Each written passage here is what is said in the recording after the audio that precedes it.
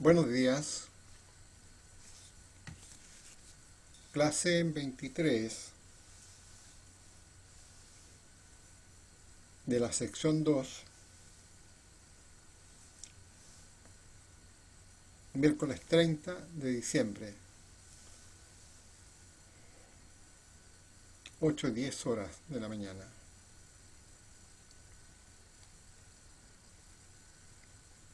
Vamos a poner en pausa mientras llegan los alumnos.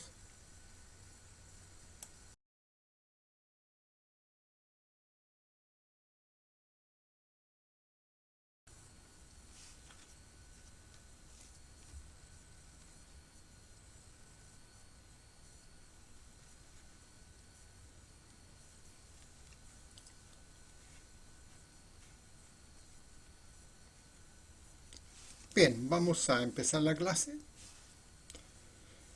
Los compañeros después verán la videoconferencia. ¿Se escucha bien? Sí, bro. Ok. Vamos a compartir pantalla.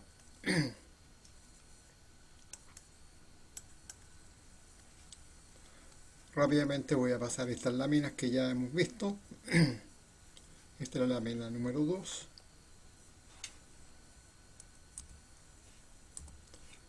Lámina número 2.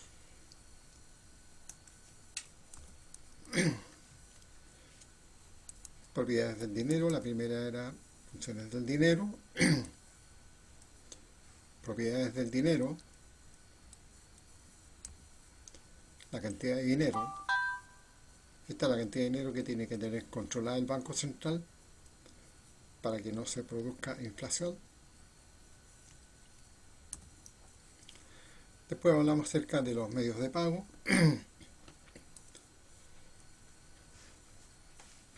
Decíamos el dinero efectivo más todo lo que sirve para pagar. Definimos ahí tres dimensiones que usan los bancos centrales para definir las distintas definiciones que maneja el Banco Central. Después vimos las instituciones financieras.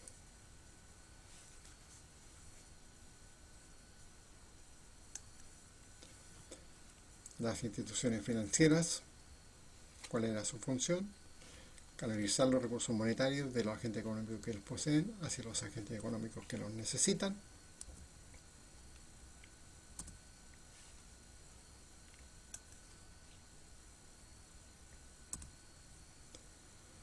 Un primer componente de las instituciones financieras son los bancos comerciales.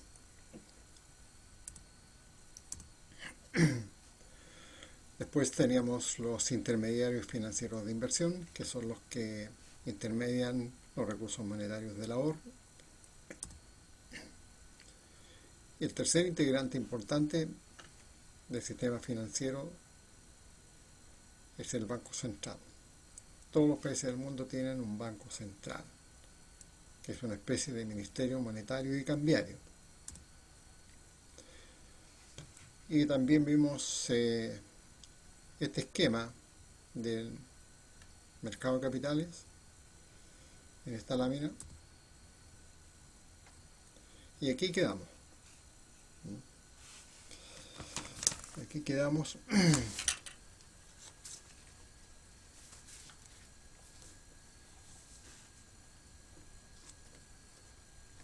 Quedamos en efectos negativos de la inflación. Vamos a continuar entonces. Vamos a empezar con esta lámina número 13.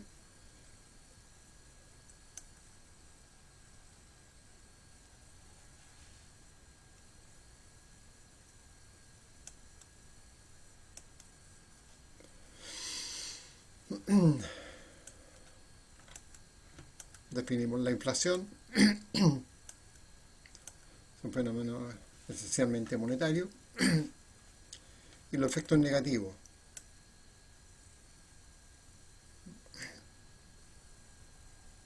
Hasta ahí quedamos.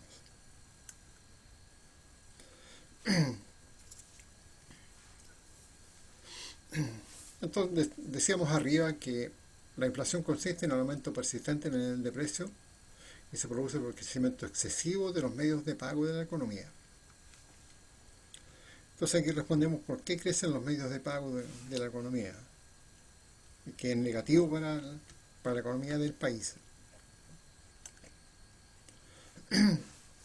Uno de los factores que influyen en el crecimiento de los medios de pago es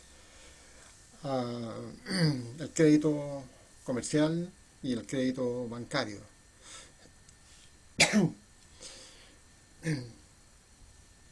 Los bancos, decíamos en láminas anteriores, son capaces de crear dinero en la economía mediante el mecanismo depósito, préstamo, depósito.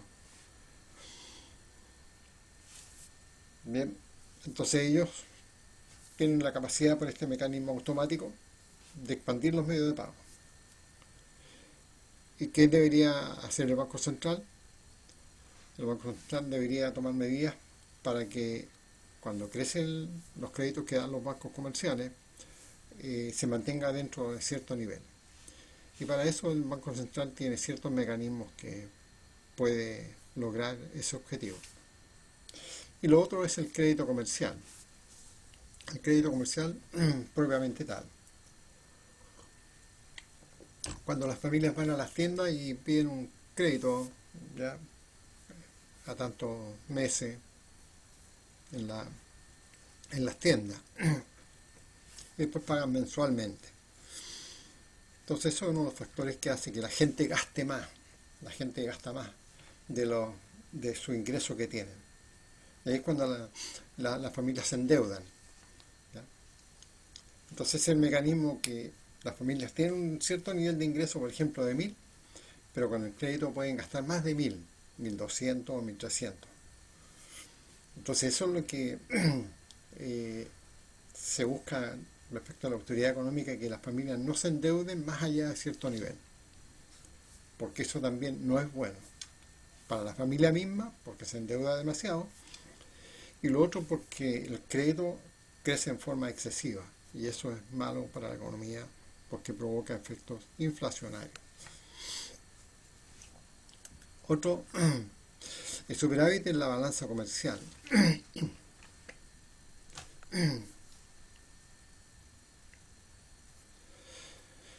Es cuando las exportaciones son mayores que las importaciones del país. Todos los países hacen exportaciones y todos los países hacen importaciones de bienes. Exportan bienes y se importan bienes. Entonces eso son transacciones comunes en todos los países del mundo. Todos los países exportan parte de su producción y también importan producción desde otros países. Entonces, con las exportaciones los países reciben divisas extranjeras. ¿Ya? Por ejemplo, si se hace una exportación de $100.000, esos $100.000 llegan al país y esos $100.000 permiten financiar las importaciones, porque no podemos pagar con pesos. Y solamente las operaciones internacionales de compra y venta de bienes se hace con monedas divisas. No podemos pagar con pesos. ¿Ya?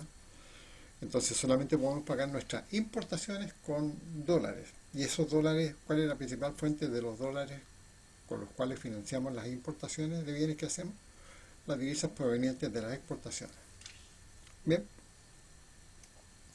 Entonces supongamos que las exportaciones son 300 y las importaciones son 200. Entonces ahí tenemos un saldo favorable, puesto que las exportaciones son 300, ¿ya? Ahí nos hacemos de $300 en divisa, ¿ya? Y a su vez importamos por 200. Entonces tendríamos un saldo favorable de 100, ¿ya? Repito, porque exportamos 100 e importamos 200 en bienes. Nos queda un saldo favorable. Entonces, el mecanismo aquí es que los 100 favorables que tenemos en la balanza comercial, se llama balanza comercial, este balance se llama balanza comercial. Finalmente hay que traducirlos a pesos. Los exportadores finalmente ellos los traducen a pesos para operar en el país. Eso es dinero que le llega al departamento de finanzas o la unidad de finanzas, y la unidad de finanzas los transforma en pesos. Bien, entonces al transformarlo en pesos, esa cantidad de dinero se vierte sobre la economía, se vierte sobre la economía. ¿Ya? Entonces eso contribuye a que haya más dinero en la economía, el saldo favorable de la balanza comercial. Hay más pesos circulando. Los exportadores lo que van a hacer es, a través de su banco, van a cambiar los dólares por pesos. Y eso entonces aumenta la cantidad de dinero que habíamos dicho. Va a aumentar la cantidad de dinero. Bien, eso es. Saldo en la balanza comercial del país. El superávit, cuando es superávit. Y el déficit apunta en todo lo contrario, pero en general los países tienen superávit en balanza comercial. Eso es más frecuente. Por ejemplo, en Chile nosotros es muy frecuente que nuestra balanza comercial sea favorable. O sea, exportamos más que lo que importamos en bienes. Y también el déficit fiscal. El déficit fiscal es cuando el Estado, el fisco, gasta más que los ingresos que tiene. Entonces, si tiene un ingreso, los ingresos del Estado son 500 y gasta 800, entonces significa que hay un 300 de gasto vertido en la economía. Y eso también hace que aumenten los medios de pago por esa vía. El fisco gasta más que sus ingresos que tiene. Muy parecido a que la familia que tiene un sueldo de 1000 y gasta 1300. Gasta más que su ingreso que tiene. Entonces el déficit fiscal es malo. En sí mismo el déficit fiscal es malo. Y además que tiene este efecto en los medios de pago. Bien, ahí tenemos tres factores que explican por qué crecen los medios de pago en la economía.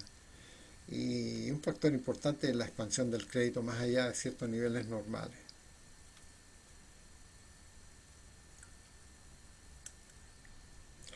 Tipos de inflación.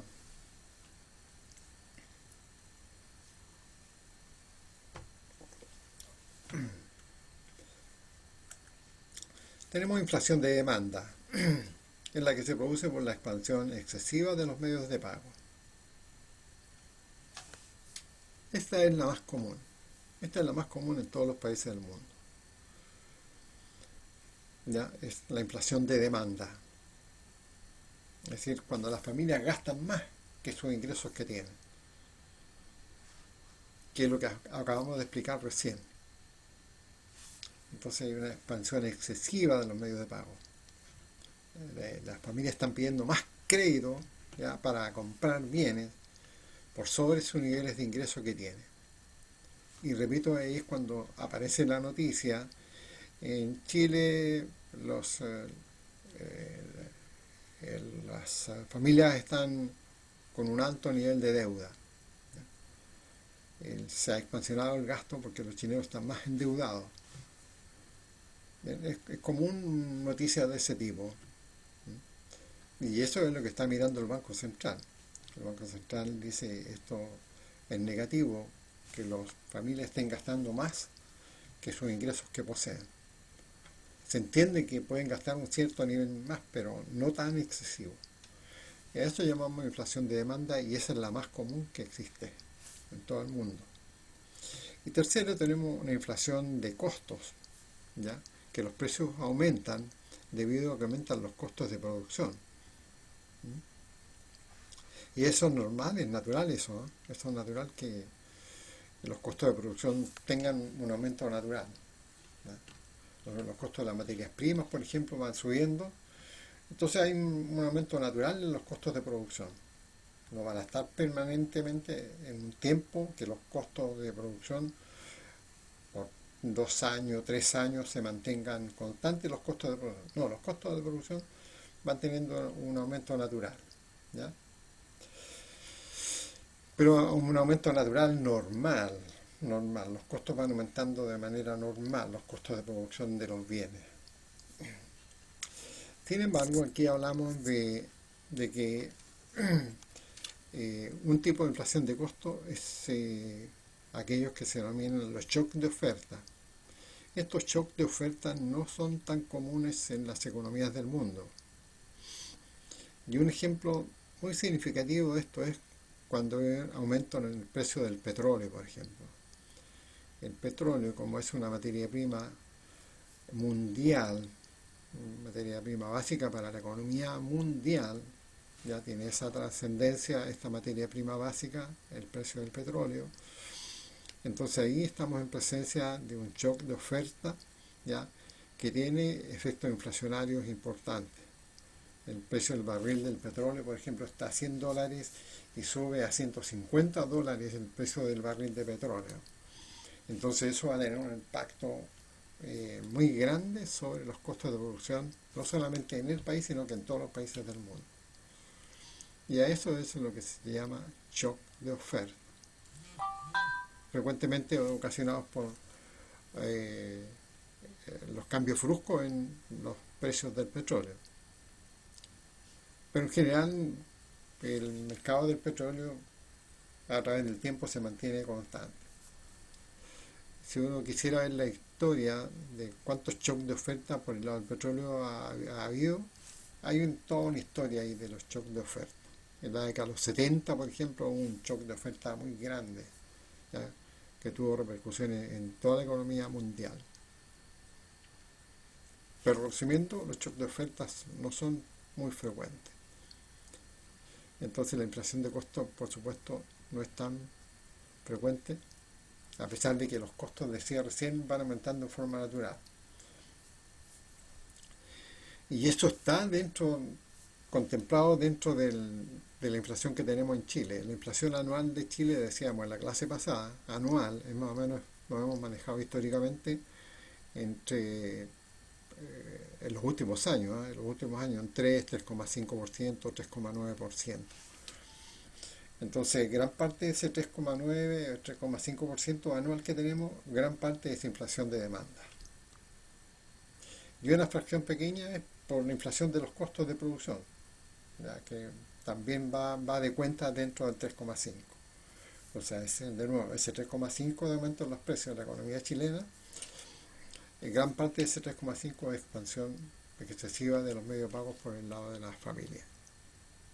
Y otra pequeña parte por inflación de los costos de producción reflejados en los costos de las materias primas que usan las empresas para producir los bienes. Bien, entonces esta lámina habla de la inflación. La inflación, decíamos en el inicio de la clase pasada, es uno de los problemas económicos más importantes que enfrentan todas las economías del mundo. Una inflación de alto nivel hace que la economía se torne muy inestable y eso es malo para la economía del país. Entonces la responsabilidad del control de la inflación le corresponde al Banco Central a través de distintos mecanismos que usa el Banco Central para mantener controlada la cantidad de dinero en la economía. Y a eso le llamamos política monetaria.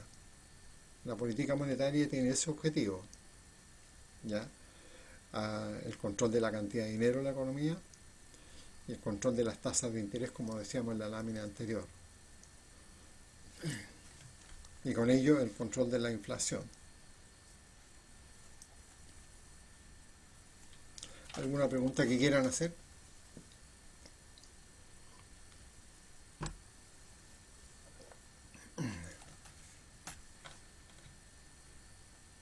¿No va a haber la deflación?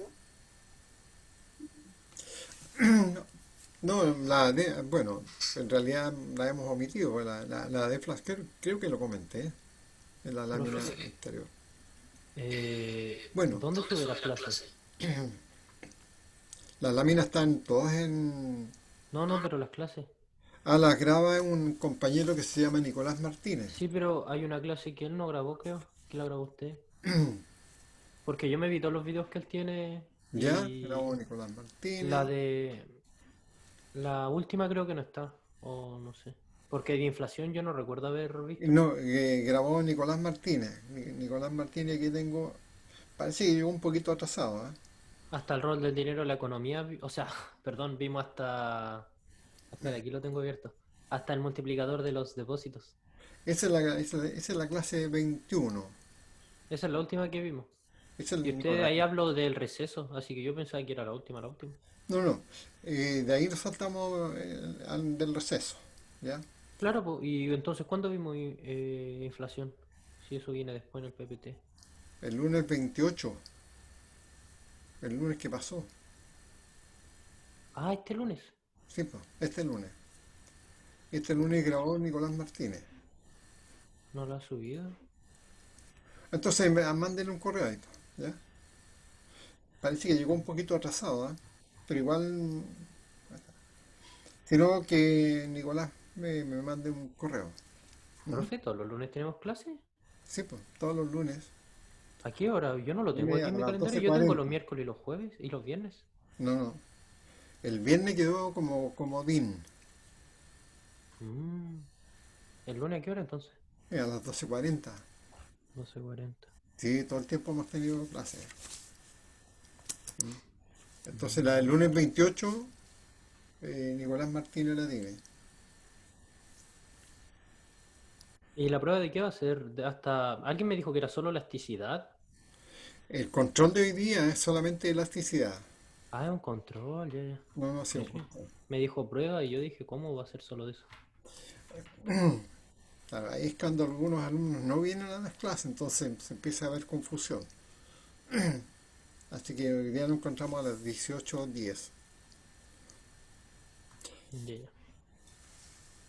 Bien por Gracias, preguntar, profe. porque para que se combinen ahí entre los compañeros. Está bien la pregunta que haces. Bien. Ah, y la deflación es cuando los precios en la economía disminuyen. Y eso no es frecuente. No es frecuente. Es raro. Es raro.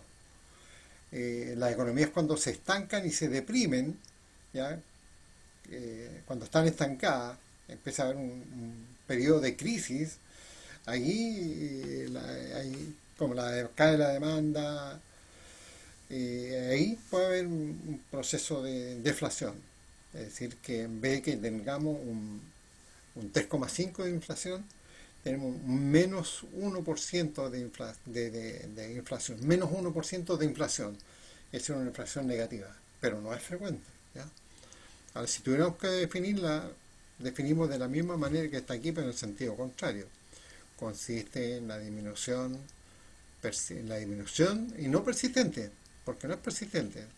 Entonces, consiste en la disminución en el nivel de precio de la economía, no persistente. En cambio, la inflación positiva, esa es la persistente.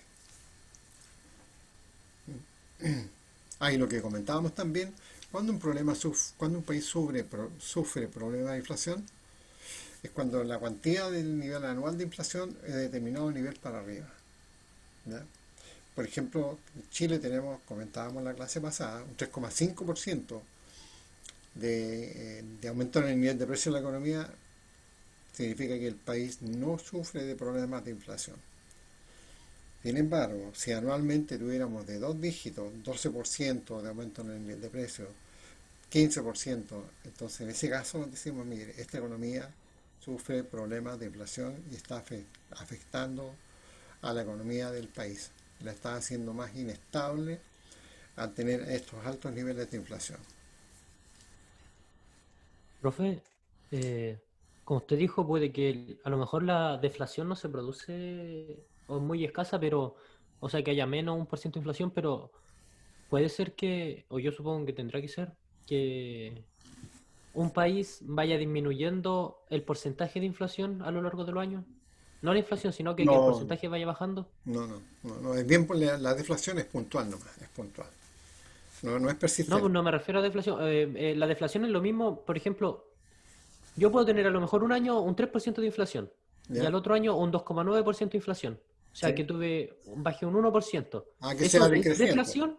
Que Ya, sea, no, eso deflación. no es deflación, eso Eso no era es mi deflación. pregunta. Pero No, y no, eso es no. posible, No, ¿cierto? no, no, no, es cuando el nivel de precio es, cae negativo, menos 1% menos Claro. 0,5, menos. Pero Pero el caso, que baje del 3% y el año siguiente la inflación es 2%, significa que el nivel de inflación bajó nomás, ¿ya? mm, es Pero, que ¿qué eso si crees lo que haga? ponen en un timeline se puede ver como una bajada en el Ah, porcentaje de claro. inflación. Ahí hay Eso que tendrá un tener nombre. cuidado, digamos, en hacer que la inflación está siendo más controlada, el nivel de inflación es menor y eso hace mejor todavía la economía. Ya. Pero eso es posible, ¿cierto? Y no, supongo que no será Y, tan, sí, tan pues, raro. hay unos cuadros estadísticos de Chile, por ejemplo, tomar los últimos 10 de Chile, van así, positiva, pero van Claro. así, ¿ya? Y entonces ahí uno saca una tendencia, ¿eh? Si tiene 10 años, saca una línea de tendencia, saca un promedio para 10 años, por ejemplo. ¿Y dónde ve eso, profe? Que a mí eso me interesa. Eso, el INE tiene tablas de inflación. El INE. INE Tablas. de inflación en INE.cl, Instituto Nacional de Estadística. Mm. Y, y B Central también, Banco Central, bcentral.cl. Se sabe que en internet uno puede encontrar de todo, pero como de los países más famosos, pero de Chile Sí, como que no. sí, sí. Es difícil encontrarlo, no es que no haya. Pero por ejemplo, entra ahí al Mercurio, Economía y Negocios, y pone buscar inflación. Ya, o También. el diario económico en la estrategia, por ejemplo. ¿Ya? Ahora en el listado de preguntas, yo les pido que averigüen esto, ¿eh? En el listado preguntan de este tema el rol del dinero en la economía. Hay un listado como de 15 preguntas. De ahí les doy algunas orientaciones. Pero aquí está como desordenado en Mercurio, ¿no?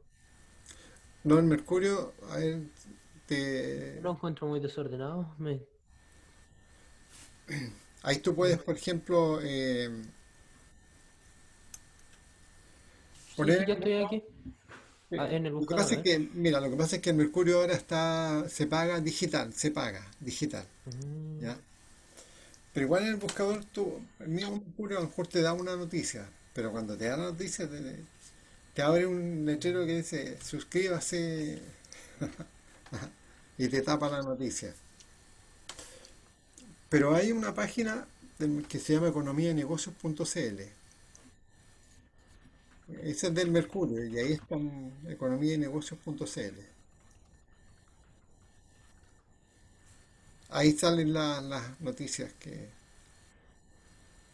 tú le pones buscar ahí. Ujú. Pero esta tarea yo se las puse ahí en el listado de preguntas. Bueno, entonces, para complementar esta lámina número 13, hacemos una pregunta ahí importante. ¿Cuál es el indicador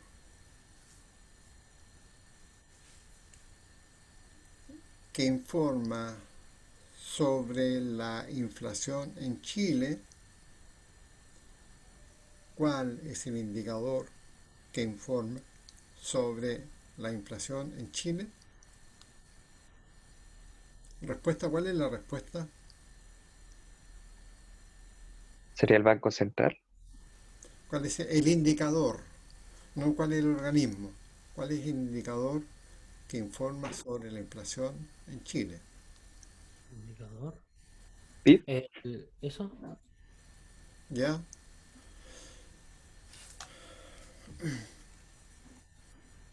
¿Eso era o no el Producto Interno El Bruto? indicador es el IPC. IPC, IPC. Ya, pues eso seguramente lo han escuchado alguna vez, sí, sí o no. Mm, sí, yo O no. en economía, o sea, ¿cómo se llama esto? En contabilidad, creo que lo he escuchado. Ya, el IPC, ok, el IPC. ¿Y el IPC qué significa la sigla? Inflación no lo han No, estimado. índice de precios al consumidor. Índice de precios al consumidor.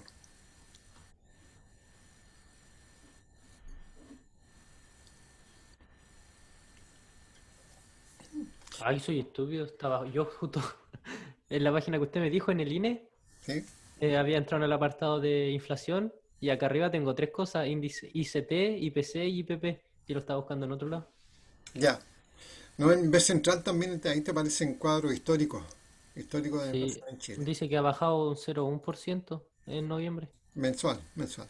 Te dan mensual y después te lo dan anual, te lo acumulan anual. Te lo va sumando 0,1, 0,2, 0,3 y al final te dice acumulaba 31 de diciembre tanto, 3,5, 3,2%. O sea, que esto es el indicador de la inflación. Claro, el indicador de la inflación en Chile es el IPC, índice de precios al consumidor. Y Mm. esa es una muestra de todos los productos que se transan en la economía, porque son cientos, cientos, si no miles, ¿ya? De productos. Entonces, lo que se hace en todos los países del mundo también toman una canasta de referencia, donde está el pan, las patatas, los celulares, ¿ya? Y es una canasta base que es una Profe, muestra de todos los productos que se producen, ¿ya? ¿Sí? el organismo que emite el IPC es el Banco Central, sin embargo. No, el INE, el INE, el Y- INE. Y es el INE por su sigla. El INE es el que publica el IPC y el Banco Central lleva esas cuentas macroeconómicas. ¿Ah? El Banco Central tiene esa tarea también de llevar al registro de las cuentas macroeconómicas del país. ¿INE significa Instituto Nacional de Estadística? Sí, sí, así es. El INE tiene la sede central en Santiago y también hay un INE en cada región, donde el INE de cada región informa sobre las estadísticas económicas de la región. Por ejemplo, cuánto es el desempleo en la región del Biobío. Entonces, hay un INE aquí regional, ¿ya? Un INE cuya oficina está ahí frente a la plaza, ya por el lado de Barros Arana, como en el quinto piso está la oficina del INE regional. Y hay una directora o director regional del INE. Bien, todas estas cosas Entonces, tienen que ir aprendiéndolas ustedes porque son conocimientos duros, ya, para el ingeniero comercial. ¿qué significa que el IPC haya disminuido un 0,1%? ¿Significa que la inflación aumentó? No, no, que el anterior fue 0,3 y ahora 0,1. Eso, lo que estábamos comentando recién. Mm, pero es que usted dice que el IPC es el índice de la inflación, ¿verdad? Sí, sí, O sea, sí. cuando yo leo menos 0,1%, ¿eso qué me dice de la inflación? Que el nivel de precio de la economía aumentó en 0,1%. ¿O cuando está en negativo? Si estuviera el positivo, entonces sería que disminuyó. No, no, que disminuyó nomás, que disminuyó la inflación, no es que sea negativo. Por ejemplo, tú pasas del Es año, ya, mire, vamos a esto hacer me algo, aparece así. En la página del INE me aparece. disminuyó 0,1%, quiere decir que a lo mejor el mes anterior fue 0,3, ahora es 0,2. Ya ahí tienes que verlo, manejarlo bien esa parte, ¿ok? Ah, ya. Pero tienen que ver el listado de preguntas. Entonces, en esa canasta hay más de 300 productos. Eso van a tener que averiguarlo ustedes, no se los quiero decir ahora. Pero hay más de 300 productos que son representativos de todos los productos que se transan en la economía, de consumo, de todos los bienes de consumo. Y, y sí, están por grupos, hay 12 grupos ahí dentro de los 300 productos que forman la canasta del IPC, así se llama la canasta del IPC, es una canasta de bienes representativos. Y hay tantos grupos, 12 grupos y dentro de los grupos son determinados tipos de productos que consideran. Ya, pero esa tarea tienen que verla ustedes, ¿ok? Bien, sigamos avanzando entonces. Eh, entonces el indicador, la respuesta del indicador que mide la inflación en Chile se llama Índice de Precios al Consumidor, IPC, que lo publica periódicamente, mensualmente, el Instituto Nacional de Estadística. Bien, sigamos avanzando la lámina siguiente.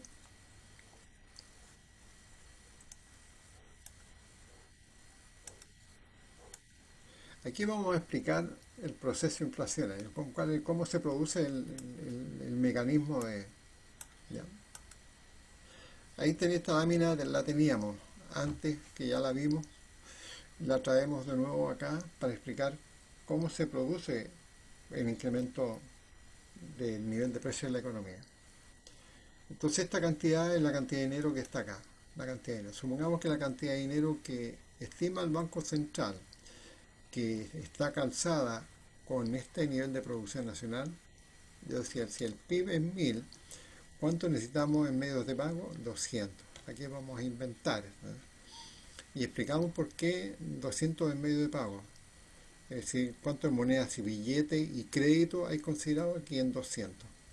Por ejemplo, 150 son monedas y billetes que se emiten para transar estos 1000 y los otros 50 son crédito comercial, por ejemplo. ¿Ya?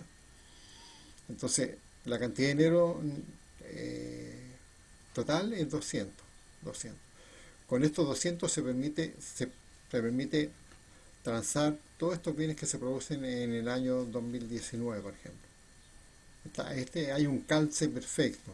Esta cantidad, el Banco Central la estima que teniendo controlado en torno a 200 no va a haber efecto inflacionario, o van a haber efecto inflacionario muy bajo, porque esta cantidad de dinero tiene que tenerla controlada el Banco Central. Entonces, cuando crece de manera muy excesiva esto, ahí se produce efectos inflacionarios en la economía. Porque, por ejemplo, si la cantidad de dinero crece de 200 a 300, ahí va a haber efectos inflacionarios. Entonces, ¿qué es lo que hace el Banco Central?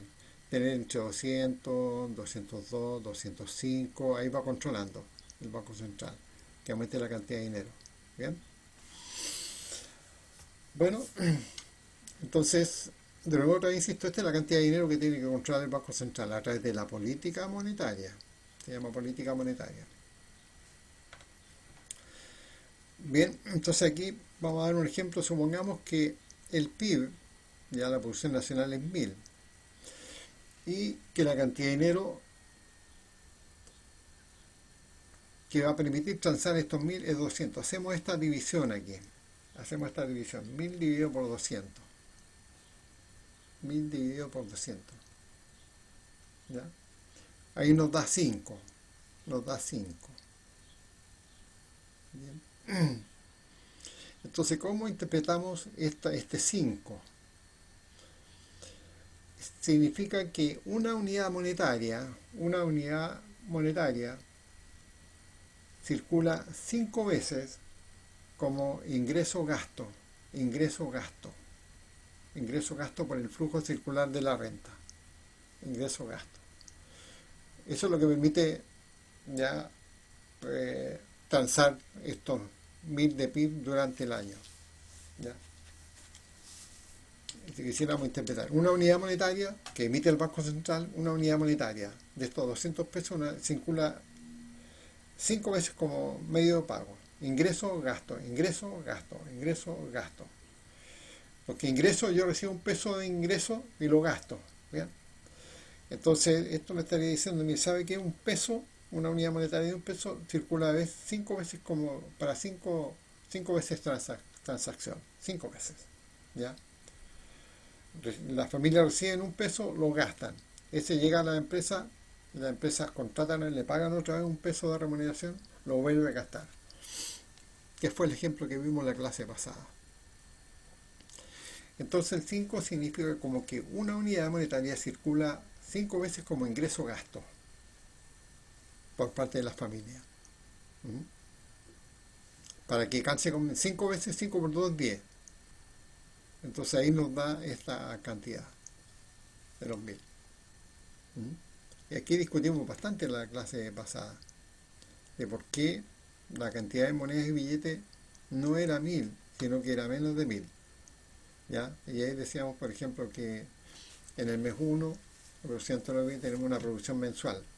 Entonces esa misma cantidad de la producción mensual, por el flujo circular de la renta, da vuelta 12 veces.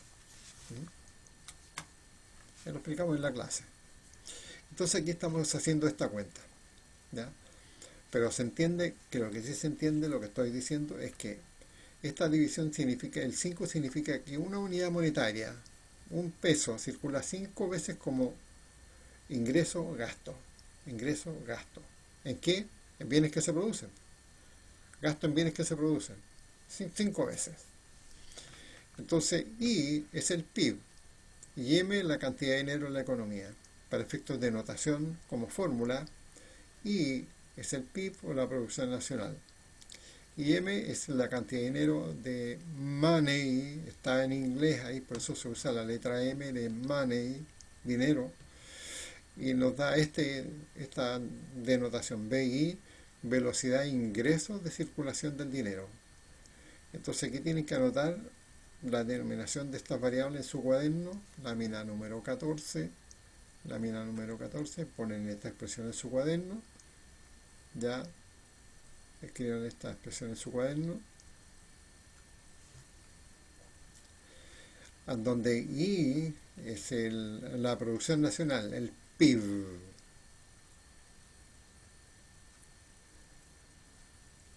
M es la cantidad de dinero que controla el Banco Central. M es la cantidad de dinero que controla el Banco Central, o sea, esto que está acá, ¿ya? Y BI, velocidad de ingreso de circulación del dinero. Velocidad e ingreso de circulación del dinero. BI. Ahí hay una I minúscula, perdón, una I mayúscula, pero subíndice. Es como un subíndice. Velocidad de ingreso de circulación del dinero. ¿Bien? ¿Anotaron? Ok. Entonces, hagamos un despeje acá de esta fórmula y pasemos M al segundo miembro. Entonces nos queda ahí, I es igual a M por BI. ¿Ya? I es igual a M por BI. Entonces vamos a desagregar esta fórmula que está aquí. Esta fórmula que está aquí, que la arreglamos de esta manera. Y la vamos a desagregar así como está aquí abajo. Y es el PIB. El PIB. Y el PIB es la suma de todos los bienes y servicios finales producidos en la economía. Entonces, el bien final 1 por su precio, cantidad del bien final 1 por su precio, cantidad del bien final 2 por su precio, cantidad del bien 3 por su precio 3, y así sucesivamente la cantidad del bien enésimo por precio del bien enésimo. ¿Ya? Entonces ahí tenemos el desagregado el valor del PIB. Si hay 100, por ejemplo, si hay 100 bienes que se producen del PIB, cada uno es la cantidad por su precio unitario, la cantidad por su precio unitario, la cantidad por su precio unitario. ¿Ya? Cantidad por su precio unitario, cantidad por su precio unitario, cantidad, hasta todos los n bienes que componen el PIB.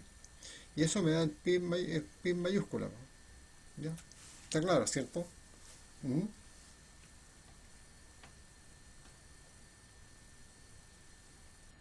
Por ejemplo, el PIB está compuesto por 10 bienes.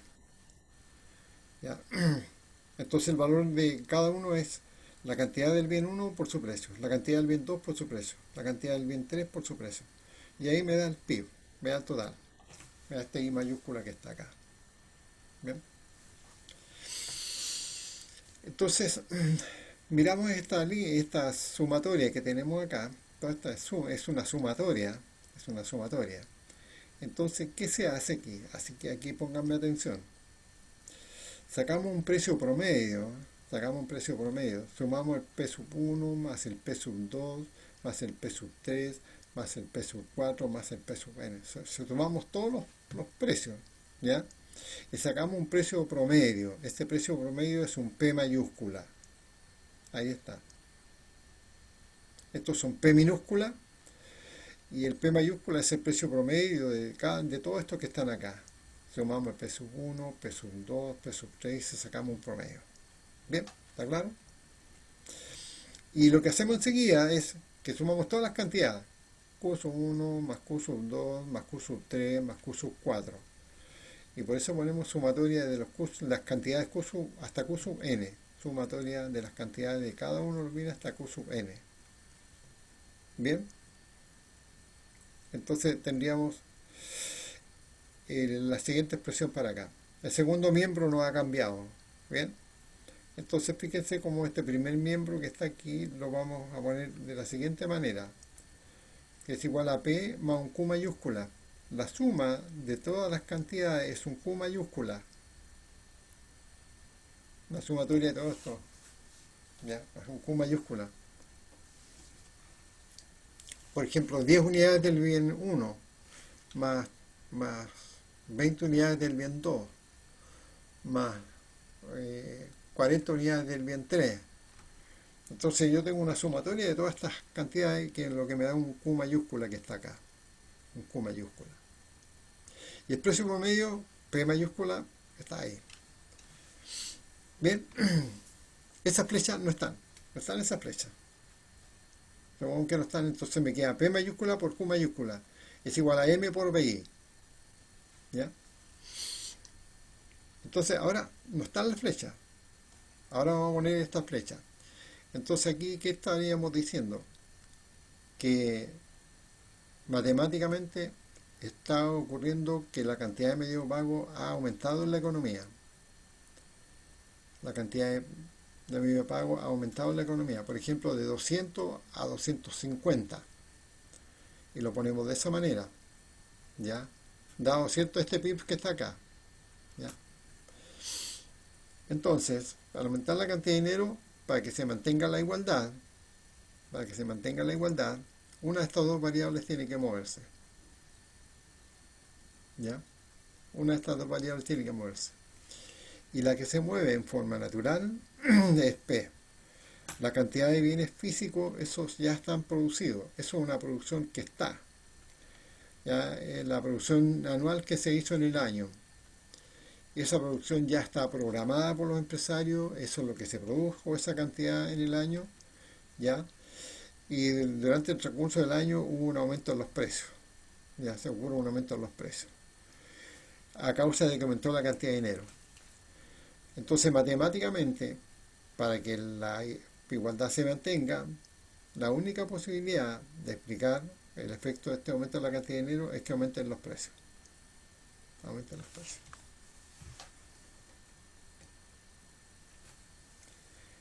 Entonces, aquí se aprecia que si aumenta la cantidad de dinero más allá de esto que está aquí, entonces eso va a provocar un aumento en el nivel de precio de la economía, indicado por esta flecha que está ahí.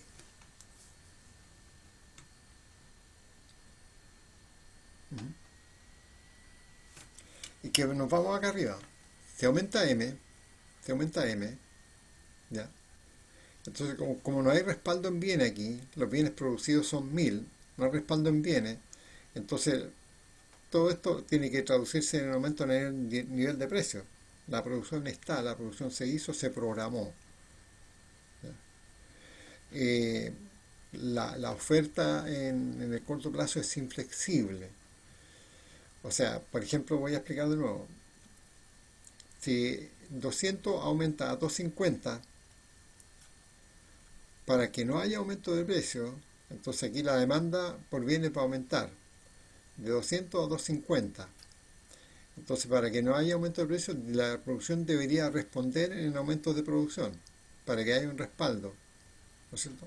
Pero como no hay un aumento en la producción, el nivel de producción es inflexible en el corto plazo. Los empresarios no pueden modificar sus planes de producción. Los planes de producción son anual. Entonces esa programación de la producción ya está. Entonces, ante un aumento de la demanda, la producción no responde con un aumento también en la producción. Entonces, si aumenta la demanda, todo eso se traduce en un aumento en el nivel de precio. Es como lo explicaba yo en la clase pasada. Supongamos que tenemos, vámonos a micro, la curva de oferta y la curva de demanda. La curva de oferta, teníamos la curva de demanda. Aquí, miren la demostración gráfica que estoy haciendo yo. Tenemos la curva de demanda y tenemos la curva de oferta. Bien, que tenemos un equilibrio, ¿no es cierto? Explicábamos ahí el equilibrio entre la oferta y la demanda. Ya. Entonces, ¿qué pasa aquí, por ejemplo, si tenemos la demanda y tenemos la oferta, tenemos un equilibrio? ¿Qué pasa si la curva de demanda se desplaza hacia arriba? Es decir, hay un aumento en la demanda. Imaginariamente, ¿qué pasa con el nivel de precio? ¿Mm? Entonces, pues, a ver, a lo mejor en su cuaderno tracen una curva de oferta y una curva de demanda. Y indiquen ahí el pulso de equilibrio. ¿Ya? ¿Sería más alto? Entonces, la curva de demanda se va a ir para arriba. Un aumento en la demanda significa que aumento en la demanda, no aumento en la cantidad demandada, ¿eh? Aumento en la demanda, la nueva curva de demanda se va hacia arriba. ¿No es cierto? Entonces, claramente se ve que el precio de equilibrio aumentó. El precio de equilibrio aumentó. Y la oferta se mantuvo. La oferta, no hay cambio en la oferta. La oferta está inflexible, está dada ahí. ¿Ya? Eso significa que la oferta, la curva de oferta no se ha desplazado. La curva de oferta se mantuvo. Entonces eso nos estaría indicando de que ante un aumento en la demanda, dada la oferta, ya dado la producción nacional que se ofrece, todo ello se traduce en un aumento en el nivel de precio. Entonces, les voy a explicar algo más todavía, más a fondo. A nivel microeconomía, nosotros hablamos de la oferta del bien X y la demanda del bien X. ¿Ok? Bien, a nivel de microeconomía. A nivel de macroeconomía, hablamos de la demanda agregada y la oferta agregada. O sea, también tenemos una curva de demanda, una curva de oferta, pero agregada. Es decir, la demanda agregada por todos los bienes de la economía y la oferta agregada de todos los bienes de la economía. Y ahí pasamos de la microeconomía a la macroeconomía. Cuando vean ustedes la diferencia entre la microeconomía y la microeconomía estudia un mercado, el mercado del bien X. Ahí tenemos la curva de demanda del bien X, la curva de demanda, la oferta del bien X. Entonces, cuando explicamos eso, es válido para todos los bienes que se producen en la economía. Tomamos un mercado y eso es válido. Eso es la microeconomía. Ahora, pasamos del nivel microeconómico al nivel macroeconómico cuando vemos la economía funcionando en su conjunto. Se producen muchos bienes, entonces a eso llamamos oferta agregada. Oferta agregada, una curva de oferta agregada. Y como la demanda es por muchos bienes, por todos los bienes que se manden, tenemos la demanda agregada. Tenemos la demanda agregada. Entonces tendríamos curva de oferta agregada y curva de demanda agregada. Entonces en un momento estamos en equilibrio. Entonces cuando se aumentan los niveles cuando aumentan los medios de pago en la economía, va a haber más demanda y la curva de demanda agregada se va a ir para arriba. ¿Ok? Eso es. Entonces esto es esto aquí se explica bien de cómo se explica que un aumento en la cantidad de dinero de la economía va a desembocar finalmente en un aumento en el nivel de precio porque no hay respaldo en bienes. El Q está dado, esta cantidad de bienes que se produce está dada. La oferta de bienes es inflexible en el corto plazo. Ya los empresarios quiere decir que no pueden modificar sus planes de producción de tal manera que lo aumenten, ¿ya? Pues la producción está dada en el corto plazo. No se pueden modificar los empresarios. Entonces, matemáticamente, se dice, mire, al aumentar la cantidad de dinero en la economía, todo esto se va a traducir en aumento en el de precios porque no hay respaldo en bienes. Bueno, esto se conoce como ecuación cuantitativa del dinero. Esta ecuación que tenemos acá se conoce con el nombre ecuación cuantitativa del dinero.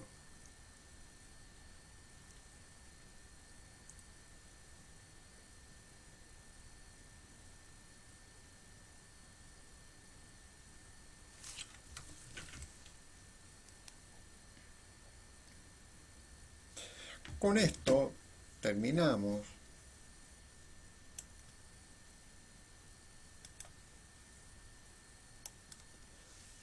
todo lo que tiene que ver con el rol del dinero en la economía.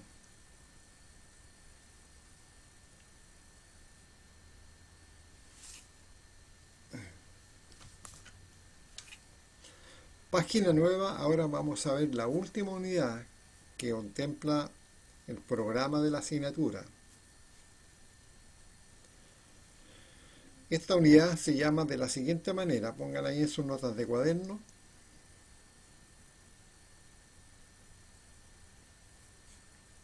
Como título, ¿ya? La economía con sector externo.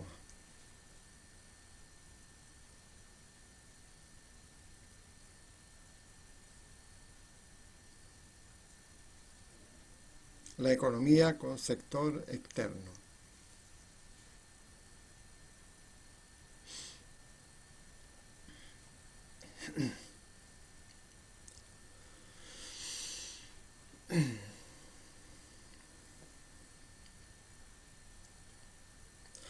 Bien, punto aparte, en esta unidad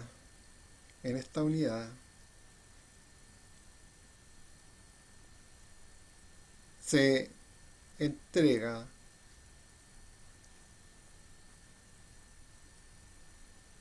conceptos y conocimiento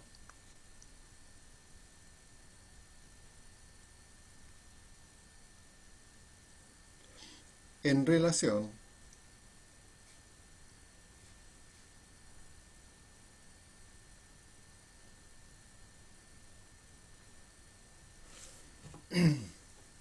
con el rol o efecto que tiene en la economía de un país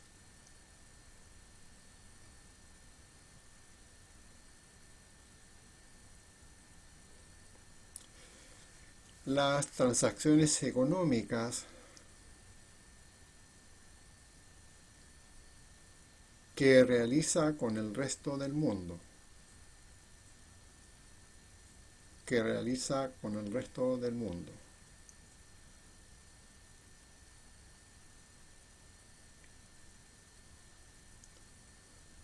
Entre paréntesis, otros países. Eso es el resto del mundo. Chile y el resto del mundo.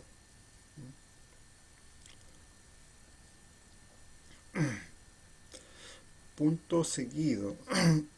Esto en razón de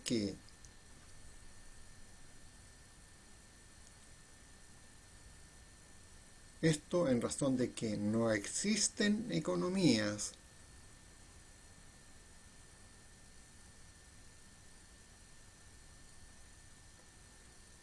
autosuficientes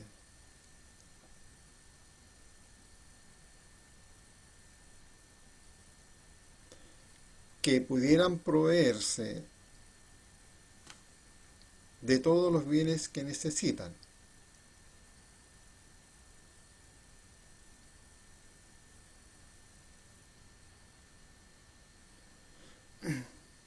Sino que por el contrario,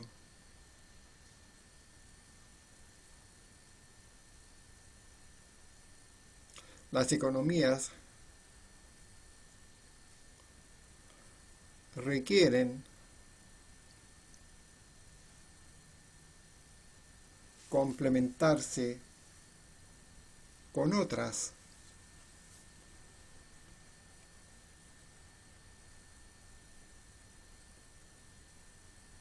en cuanto a sus procesos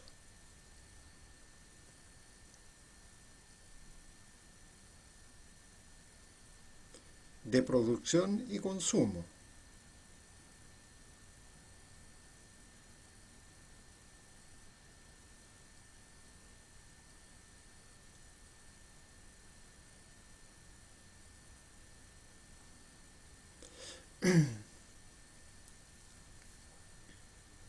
Subrayamos la palabra producción y consumo.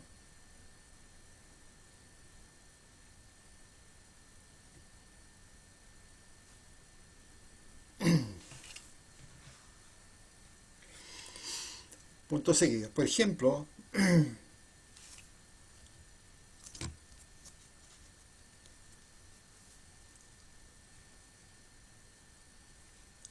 Chile vende al resto del mundo cobre.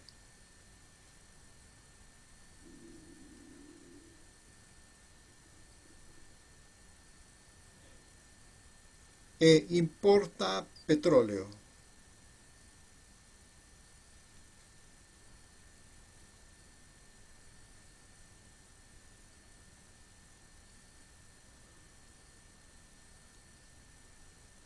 Dos puntos.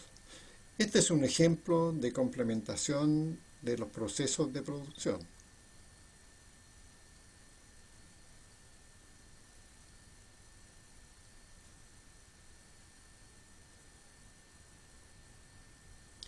Ahí en este intercambio hay complementación en los procesos de producción porque son materias primas. ¿Ya? Son materias primas.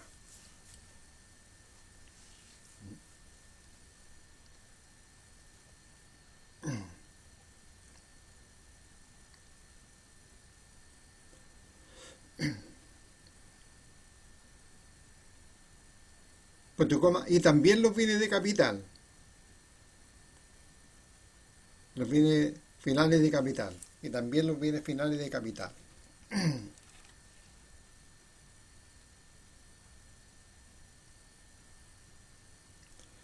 También estos bienes finales de capital complementan los procesos de producción.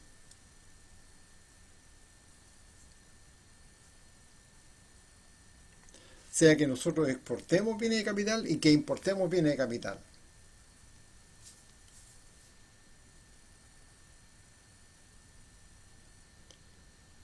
Igual que en materias primas, exportamos cobre e importamos petróleo. Entonces también pudiera ser que exportemos bienes de capital y que importemos bienes de capital. Pero ya hemos dicho que Chile no es especialista en producir bienes industrializados, bienes de capital. Nosotros somos más bien productores de productos primarios, ¿se acuerdan?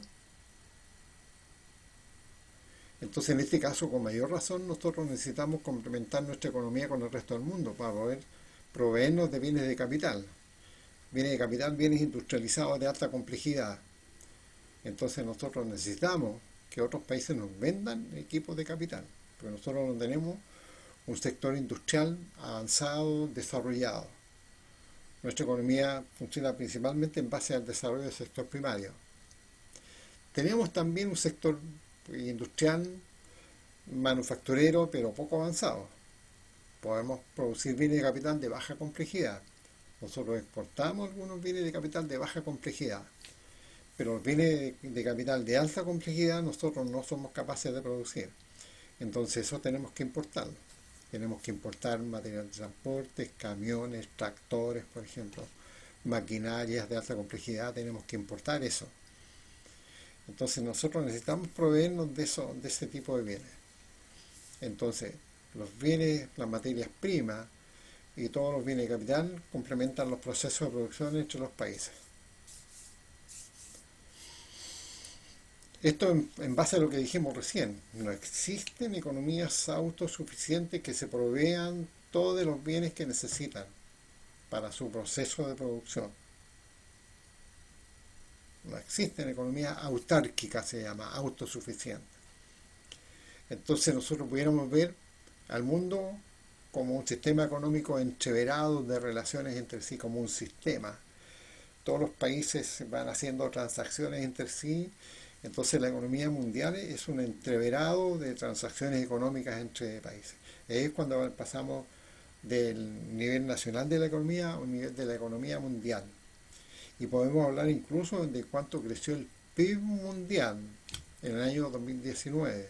¿Cuánto fue el PIB mundial? ¿Qué tasa? Si creció la economía mundial en el 2018, en 2019.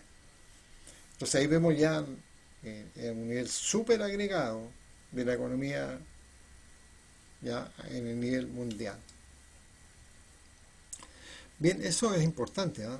Entonces, las economías hoy día necesitan para su proceso de producción todo el PIB que creamos en Chile. Nosotros tenemos que tener relaciones económicas de intercambiar bienes que no hacemos con bienes que nosotros hacemos. Nosotros hacemos celulosa, cobre, y eso los enviamos como materia prima, complementamos los procesos de producción en otros países. A su vez, nosotros compramos petróleo y complementamos nuestros procesos de producción.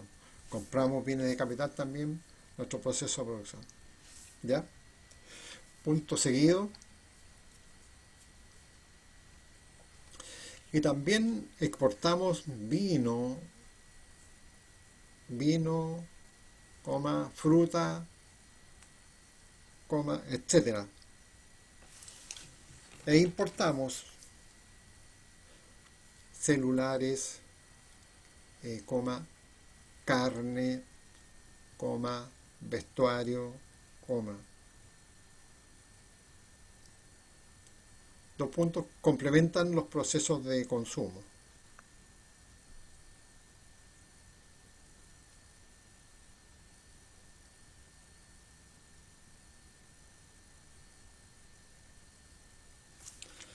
¿Ya? Entonces, ahí, eso quiere decir que la economía se relaciona entre sí en cuanto a complementar los procesos de producción y los procesos de consumo. ¿Ya? Los que complementan los procesos de producción son los bienes intermedios, las materias primas y los bienes finales de capital.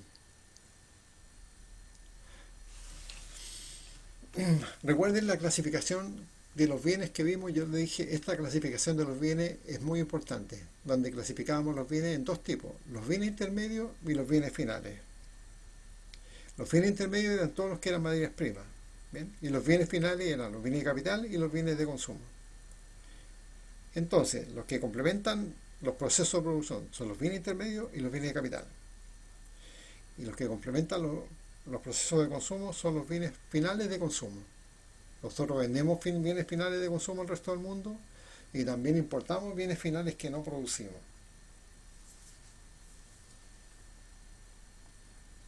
Entonces, en resumen, el sector externo es fundamental para el funcionamiento de todas las economías del mundo.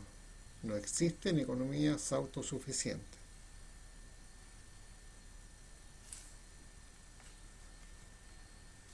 Entonces vamos a empezar a ver las láminas. ¿Ya? Las vamos a dejar iniciadas. Me quedan un par de minutos, me quedan 5 minutos. Vamos a dejar planteadas las láminas aquí.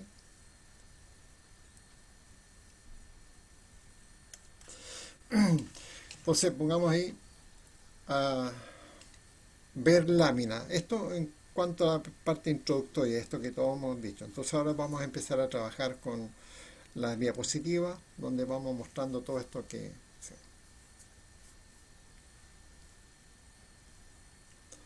Entonces en esta lámina número 1 vamos a definir lo que se llama balanza de pagos. Nos vamos a guiar entonces aquí por lo que tenemos escrito, ¿ya? Balanza de pagos. Así se llama, balanza de pagos. Dice, es el registro contable de todas las transacciones económicas que un país realiza con el resto del mundo. Profe, ¿lo está compartiendo? Ah, espera un poquito, lo voy a compartir. Qué bien que me han mencionado ahí.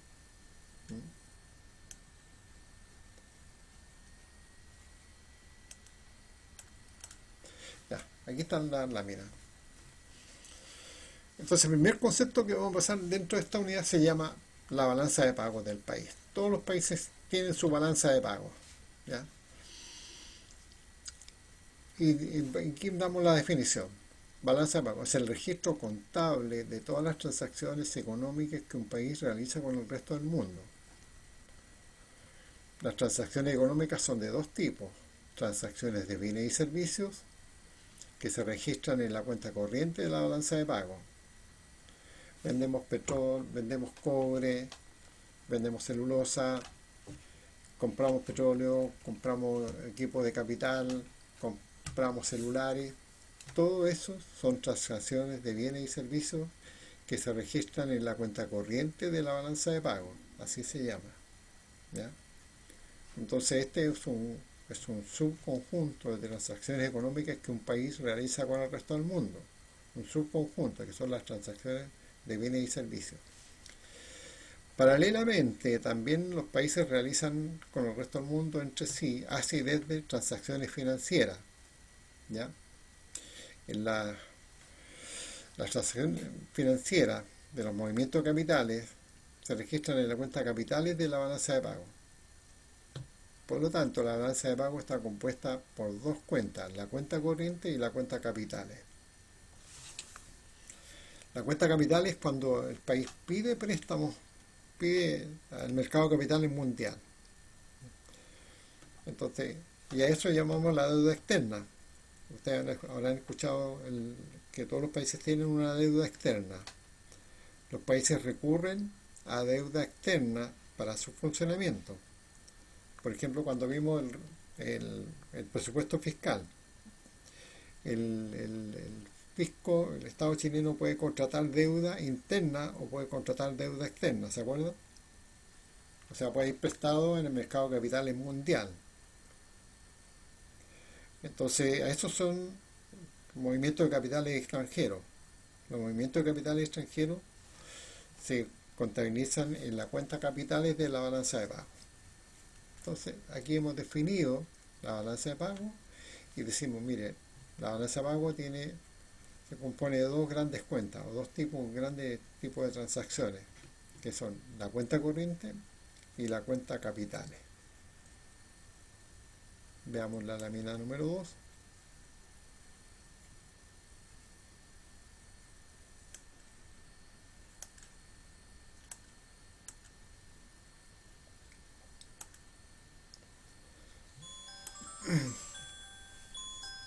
Me está indicando que termina la clase.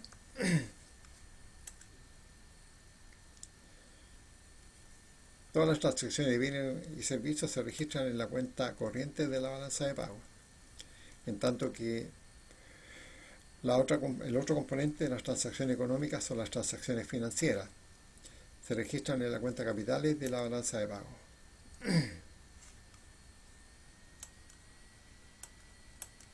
Voy a repetirla. A ver, veamos qué tiene la lámina siguiente. Bueno, aquí dice la balanza de pago comprende dos cuentas. Hay como que detalla más la lámina anterior.